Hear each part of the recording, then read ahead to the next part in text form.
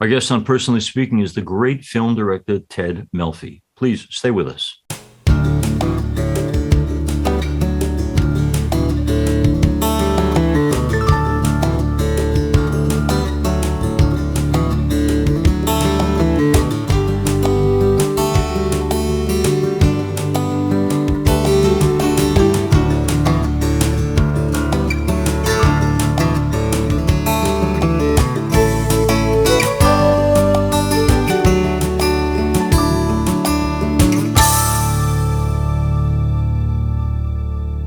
Hello and welcome to Personally Speaking. I'm your host, Msgr Jim Lisante, and director, screenwriter, and producer Theodore Melfi joins me now. Ted, as he's known, earned a pair of Oscar nominations for the 2016 film Hidden Figures for Best Picture and Best Adapted Screenplay.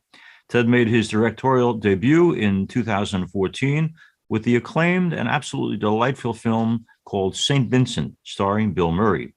Ted served as both director and producer of the Netflix film The Starling, starring Melissa McCarthy. Ted is married to Kimberly, and together they have two daughters, Taylor and Addison. He's here with us today to talk about his life, his career, his family, and the values and faith that matter the most to him. Joining me now, I'm so pleased to welcome to Personally Speaking, film director Ted Melfi. Ted Melfi, thanks for being on our program. And let me begin with a very basic question. When I see someone named Ted who is baptized Theodore, I wonder to myself, did his parents have a thing for Teddy Roosevelt? How'd you get the name Theodore? I was born on Theodore Roosevelt's birthday. Ah, okay. And they didn't have a name for me, so I popped out, and then they looked on the calendar, and there it was. And So there's a great connection then. Good. Yeah. Now, you should have volunteered to take the statue from the Museum of the Natural History Museum in New York. They've now shipped it out to the Dakotas. Used to be a great statue of Teddy Roosevelt on the front of that museum, but it was politically incorrect, so it's been moved. Here's a question for you. For those of our listeners who don't know, Ted Melfi has a very powerful essay that he wrote for Variety. And when I read it about your life, Ted, I thought to myself, out of this chaos has come a productive, somewhat organized life of accomplishment. Like how out of chaos did the calm, if it's calm, of your present life come to be? Oh boy. Well, I would say number one, God did it, and I didn't do it. So Okay. God did it. It was beyond my control, my upbringing, and only God can bring you out of something like that. And my mom had a very, very, very strong faith. My mom was a nun. Yeah. Very strong faith. So instilled that in all three of us at an early age. I was an altar boy. I grew up in the church. I think my faith has kept me sane and straight and moving forward and productive. And he made a path where there was none. So I would say that's all. I mean, I would say it's all God, basically. Ted, part of the stability, I would imagine, is finding the right people to love in life. Now, every weekend I get to do weddings, and I always ask the couples to write me an essay of why of the billions of people out there you could marry, why is this the one? In your case, why Amanda? Why Amanda? You mean my wife, Kim? Oh yeah, Kimberly. I bet. Let's read that. I was like, oh, man, do I know it? Do I know it, Amanda? No, we definitely don't want to go that direction. No, Kimberly, it was my mistake, Kimberly. There is no Amanda. Okay. Well, why Kimberly? Oh, you know what? I had moved out to LA in 1996, right after the earthquake, and I was kind of trying to figure out my life, and I was floundering. I moved out to Los Angeles with $600 in a Ford Fiesta, and that $600 quickly ran out. And I was kind of floundering, not knowing what I was going to do with my life. And I had been there for a year, still, kind of at a dead end place with trying to find work in the entertainment business as a writer, as anything. And a friend of mine said, "Oh, I was PAing. I was doing a PA job which is a production assistant job for those who don't know, which is the lowest level, entry level in the film business. It's basically the gopher. Go get that, go get that, go for that. So, but I was making $75 a day and just barely getting by. And I was very sad one night, very, very kind of lonely and depressed, and didn't know what I was going to do. And I literally started crying and said a prayer and said, God, if you want me to be here, in Los Angeles. If this is what you want me to do, you gotta help me out. You gotta give me some sort of sign. Mm-hmm. The next day, I met Kim in an acting class, Ah, and the minute I saw her, I said, "Oh, I didn't know that was the sign at the time, but I knew that was the sign like a month later when okay. we started dating, and then we got married a year after that." Now you and Kimberly have had the great experience of being parents. I'm just wondering, the values that were planted in you, especially by your mom. Have you and Kimberly figured out a way to effectively pass right values on to the children you love? Yeah, I mean, yes, I would say the short answer is yes. And what's funny about people in general, but Right. Addie came out of the womb praying. I don't know where she got it, but she came out of the womb praying, and we were like, okay, because we weren't like going to church every weekend or anything like that. We weren't pushing anything on her, and she came out of the womb just praying to God, and we were like, okay, so that's how that works. And then over the years, we got her into a church, and now that we're in Florida, I think the way into God for kids is get them around other kids. Mm, So they're around other kids that believe. And now she's in Florida, and she went to this youth group at Victory Church in Boca Raton. And I mean, the church is on fire. There must be hundreds of young kids wow. under 15. And so she goes to this youth group on Wednesday nights, and they don't want to leave. That's great. And they're there till, they're supposed to be done at 9. They're there till 11 midnight, just hanging out and enjoying their company and their fellowship. And I think you got to find like-minded people and youth. Youth attracts youth. I mean, they don't want to hear from you. They don't want to hear God from you or me. Yeah, no. Maybe from you, but not from me. Anyway, that really helped and really No, worked. I think that's a great idea. In fact, you're encouraging me to do more for youth ministry in my parish because you're right, young bring young, and they Yeah, find out that it's okay, it's respectable, it's cool to it's be a cool. God person, and there's nothing wrong with that. You're this dad and trying to raise the family the best you can, but again, by your own testimony, your own dad was an interesting, fascinating, challenging guy.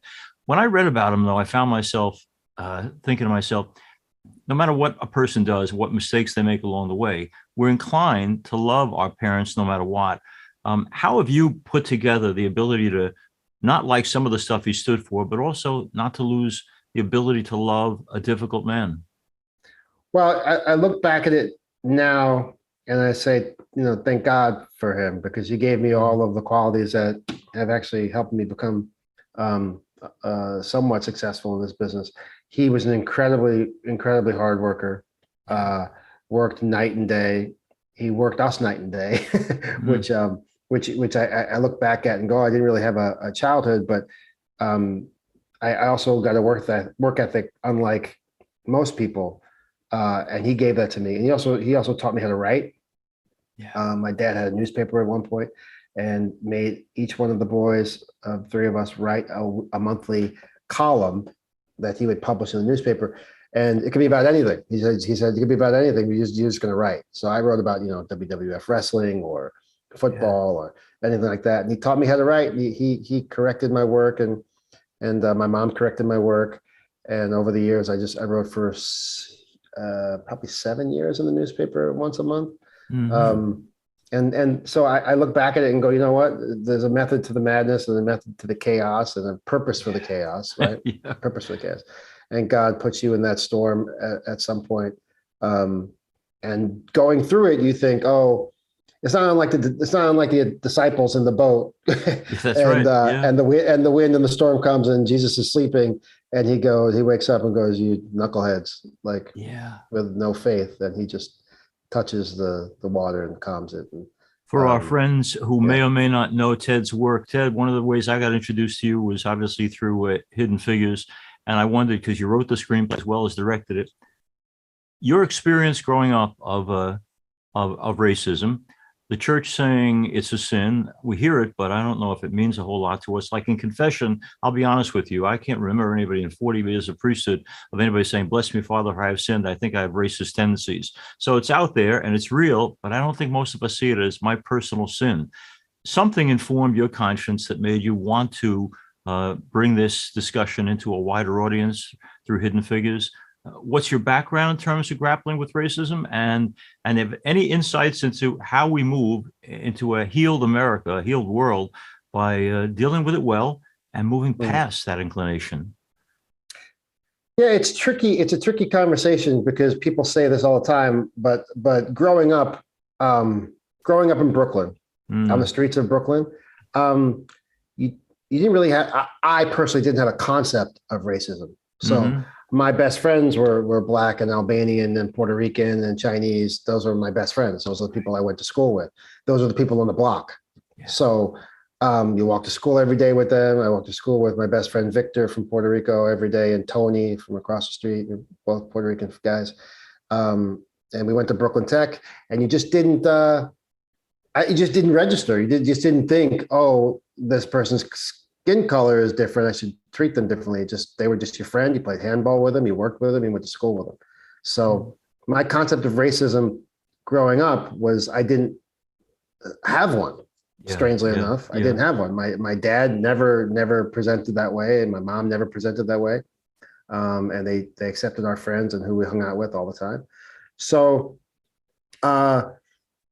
what's the lesson in there? Right? What's the spotlight that can shine on that? Because I think many people had my experience growing up in Brooklyn. Many people who just grew up in, New York's a melting pot, and when you grow up in a melting pot, you're all melted, right? You're all melded and melted together.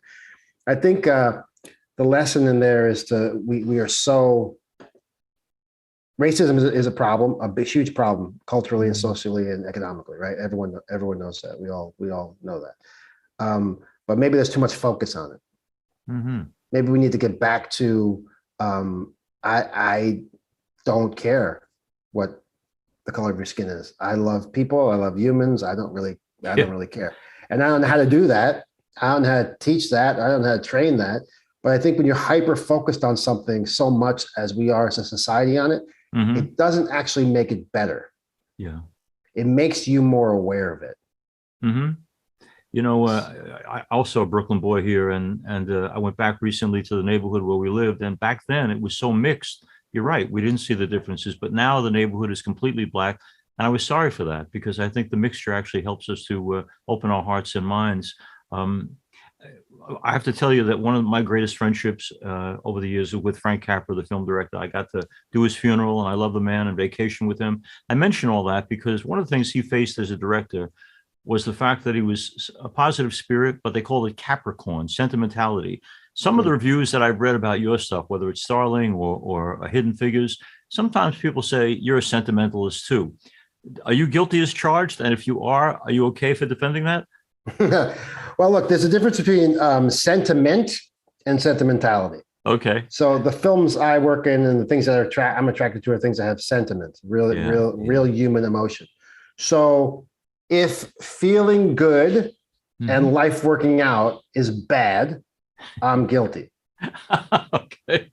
If you want everything to be dire and dark and negative, I'm not guilty. Yeah. So reviewers are just attracted to darkness. Yeah, they are. They're just attracted to the darkness. And that's not my problem. Yeah. And I make no apologies for my work. They're attracted to darkness. They really don't have a sense of hope. They're cynical, hence the word, critic. And like, I think a lot of them are struggling or frustrated artists themselves. And so they've gravitated towards a job where they can beat down everyone or every other thing. So I think it's kind of honestly, if I can be blunt about it, I think it's a sad profession. I think it's lost its. I think when Siskel and Ebert went away, the profession died. Yeah. Because they were two class acts who could disagree, who could hate a movie, but did it with class and with style. And now all you have is vitriol and vile, and just some of the words you hear in the review, you're like, who are you? Well, you go hug your mom, man. I mean, go hug your mom, because it's just, to me, it's like sad. So I don't defend my work, and I don't really care. The proof is in the pudding. Hidden Figures made almost $500 million. St. Vincent made $100 million. The Starling, it was seen by 60 million people on Netflix. Wow. So how many? Go How many? Ted. Go Ted. No, I'm just saying how many. Who likes the movie? Who watches the movie? People. Yeah. Yeah. People. Yeah. Human beings No like doubt me and about you it. who want to watch a movie and feel good about themselves and see Y- that life actually does work out. When Stephen Sondheim, the great composer, passed away, there were a bunch of commentaries on his life. But one critic said, I like some of his stuff, but once in a while he'd get too sentimental and things like children will listen, children will learn. And I thought to myself, that's one of my favorite songs of Stephen Sondheim, celebrating children. And this guy doesn't like it because it's too given to That's right. sentimentality. But you're right, there's a cynicism, a jadedness. And the 1946 reviews of It's a Wonderful Life are not kind. No, they're Uh, terrible. they were terrible, but even more so now in the way they hatchet people. Okay, now let's talk about you for a second. Let's go back to another side of you. I love this, but this is what you called your mom, Anne, in that wonderful article you wrote. An angel, kind, loving, gentle, and yes, shy and insecure. What part of Anne is in you? All of that. Ah, Yeah, all of that. I got my dad's tough mobster mobster lingo, and I'm big like my father, and I can be imposing, I guess, to myself and to others. But ultimately, I'm just like my mom, who was gentle and delicate and fragile in a way. mhm. My mom was fragile and yet super super smart, and she was the glue for us. My dad left under very weird circumstances, as you know, and my mom went back to nursing school at 48 years old and became a nurse at 50 to raise three boys to finish the job. And so that's who she was, right? So a Yeah, single mom nurse with three kids in the middle of Missouri, with no money, and she figured it out. So I lift up all yeah. moms everywhere, especially single moms. It's a job that's like just impossible, and to do it with grace is even more Mhm. impossible. I know that while you were making Starling, Anne passed away. I have responsibility for my 101-year-old mom. I mention that Oh, because I love her. And even at 101, when it's time, I will miss her terribly. And I think it'll break my heart in a way. How did you go through the process of grief, letting go, the experience of death of somebody you obviously loved and respected so much? Is there a right and wrong way to handle that kind of loss, Ted? uh, there's no right or wrong way to experience grief or to get through grief. The only wrong way is to not experience it, Mm, right? You have to process it at some point. I'm still processing my mom passing away. And I think part of that is because I didn't get to be with her for the last hmm. 3 months because of COVID. She was in a facility Yeah. with advanced Alzheimer's, and they would not let me visit her. Um, and so I didn't really get to say goodbye in that way that I would have liked to. Yeah. So that's the struggle, and we have not had a memorial service yet because her twin sister was not well at the time, and she's doing better now, and of COVID and all that. And some of them were on the East Coast, and we were on the West Coast at the time. So we haven't done that, which will hopefully be another great part of the healing process to help us, talk about her and revere her, and just spend time thinking about her. So yeah, I would just say that if you're going, like everything in life, if you're going through it, just keep going. Right. Yeah. I would have left the priesthood a long time ago if I didn't believe that the promises Jesus makes are true. And that one passage in the Gospel of John where he says, I will see you again. When I see you again, our hearts will be filled with a joy that no one can take from us. You think you're going to see Anne again? Oh yeah. Yeah. Oh yeah. Yeah. I'll see her at the right hand of the Father. Yeah. Yeah. Yeah. Very cool. Now, last week, 2 weeks ago, we had the actor, great actor, Joe Mantegna on, and he has a daughter who's autistic. And I asked him, what do they make of that? And he said, everyone's dealt with their dealt, and you have to learn to cope with it and deal with it. Um, and I asked him the follow-up question, which is really my question for you. Did you go through a period, Joe, at this disappointment where you wanted to shake your fist in God's face and say, why am I being given these challenges? In the same way, with the havoc sometimes of your life, much as we, at the end of the day, hopefully, love and have a relationship with God. Did you go through a "I'm ticked off at you, God" period? Oh yeah, yeah. I mean, I still I still have my moments, but yeah, I was pissed off at God when I was in Los Angeles and I was out there, with I had two college degrees and like I couldn't buy a job, and I was pissed off and I was like, I don't get this. I don't understand it. That's the night I prayed and got down on my knees.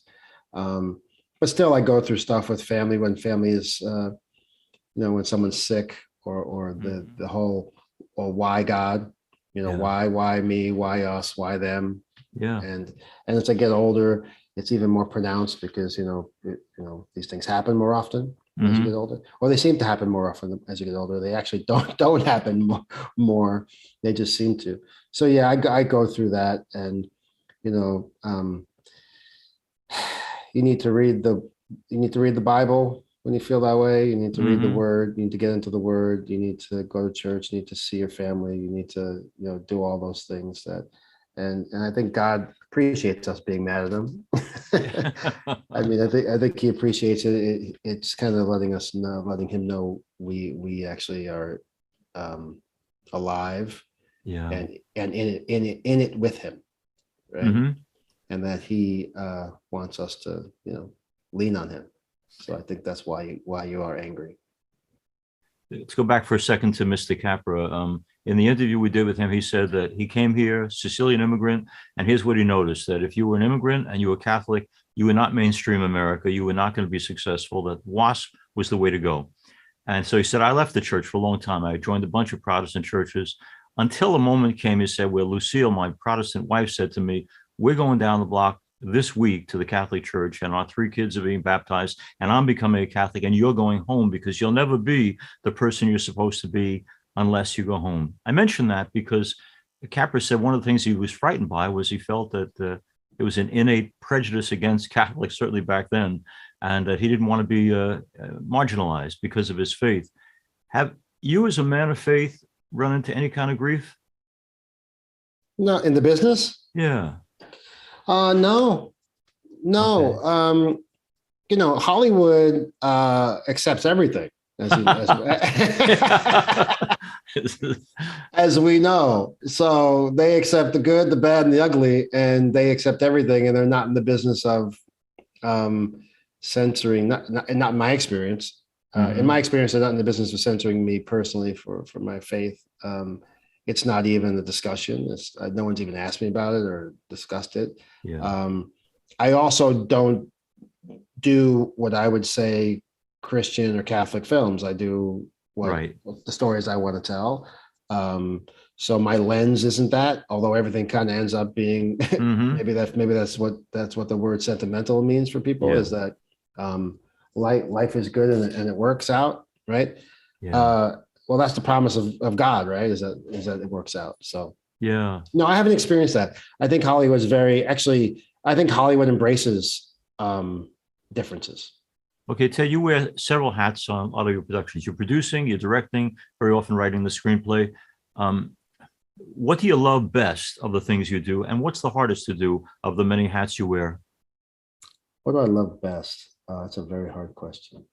Um, I love writing the best when I'm writing, and Hmm. I love directing the best when I'm directing, and I love producing the best when I'm producing. So it's Ah. it's whatever. I'm equally. Writing was my first love and how I grew up, and Hmm. then I started directing as a default, really, as to really have control of my own material, and that's what I wanted to do.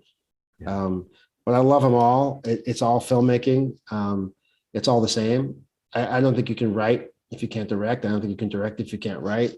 I think they're Hmm. all kind of married together. I think producing is a very creative, um, similar path. Yeah. If you can't write and direct, it's hard to produce. You don't understand it. Like they're all cousins, if you ask me. So I don't really have a love. I just tell you my love is filmmaking. Yeah. So whatever aspect of it is. Last minutes I got on this, Ted. What's next for you? Hopefully, I'm going to do this film called Fruit Loops Hmm. at Paramount, and it's a story of five residents of a mental institution who find out that the place is being sold and shuttered and made into condos for wealthy people. And so they take it over. Okay, I like that. Yes. And I promise, last question. Anyone listening to this interview, Ted, would have to say he's kind of a positive guy. He's upbeat. He's got the best of sentiment. The root of your hope, because you are a hopeful guy, is what? The root of my hope? Yeah. As a 50-year-old now, I have enough perspective to say everything I didn't think would work out in my life has worked out. Wow. And I owe that to God and my faith in God, my belief in God. So I would say that's the source of my hope, is my relationship with God. And then my parents, really, as crazy as it was, as crazy as it was, they all ultimately loved us and taught us to be the best we could be. Yeah. Thank you for that, Ted. And you are, and I mean this as the best compliment possible, you are a terribly Capra-esque figure. And that's a good thing. Thank you so much for being with us. As we end today's program, I want to thank you all for being with us. If you need to reach me for any reason, you can get me at personallyspeakingpodcast@gmail.com. For not only this program, but past programs, go to YouTube and search under Personally Speaking with Msgr Jim Lisante. And please don't forget to click like and subscribe. Personally Speaking is also available as a podcast on personallyspeakingpodcast.buzzsprout.com. You can get past shows also by going to www.closeencountertv.com or www.ollmp.org. Personally Speaking is also on Facebook at Personally Speaking with Msgr Jim Lisante. We're also now on Instagram at Personally Speaking Podcast. Please share and let others know about Personally Speaking. I'm privileged to serve as host and executive producer of Personally Speaking. Our producer is Lisa Jandovitz. Thanks so much for joining us. We'll be with you again next time on Personally Speaking.